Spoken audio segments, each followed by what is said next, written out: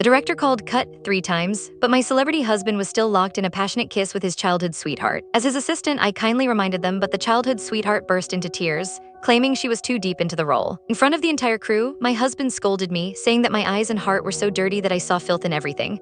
That night, the paparazzi caught the two of them entering and leaving a 5-star hotel together. In the past, I would have been devastated, obsessing over him and scrambling to handle the PR crisis while crying.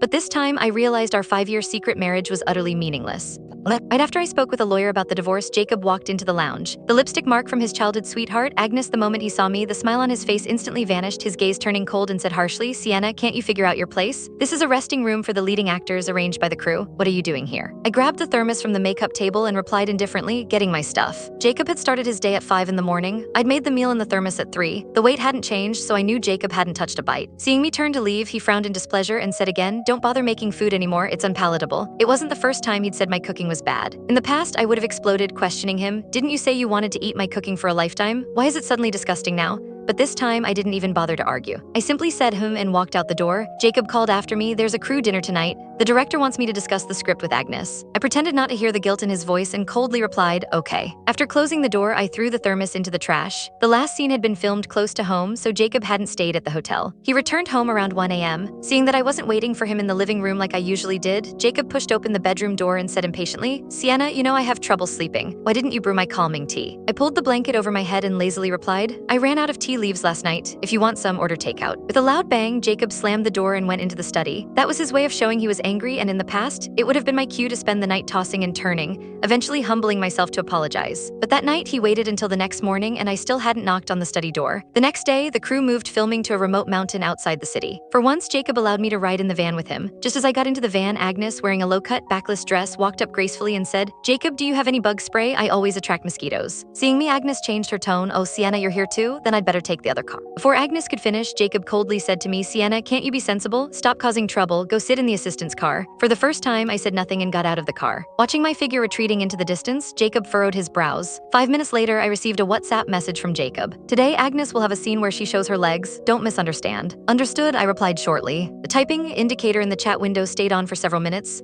Without thinking, I exited WhatsApp and turned off my phone. Without Jacob's orders, the scenery along the way became more beautiful. It was already 11 at night by the time filming wrapped up. As we were finishing, the scaffold that the carpenters had set up suddenly collapsed. In a flash, Jacob pushed Agnes out of harm's way and the two of them rolled onto the ground, accidentally locking lips. The staff on set started cheering and clapping and Agnes shyly nestled into Jacob's arms. "Oh no, everyone, don't misunderstand. There's really nothing going on between Jacob and me," she said. Jacob didn't respond or explain but simply tightened his hold on Agnes. I used all my strength to push away the wooden frame pressing on my calf and pulled out the splinter stuck in my flesh.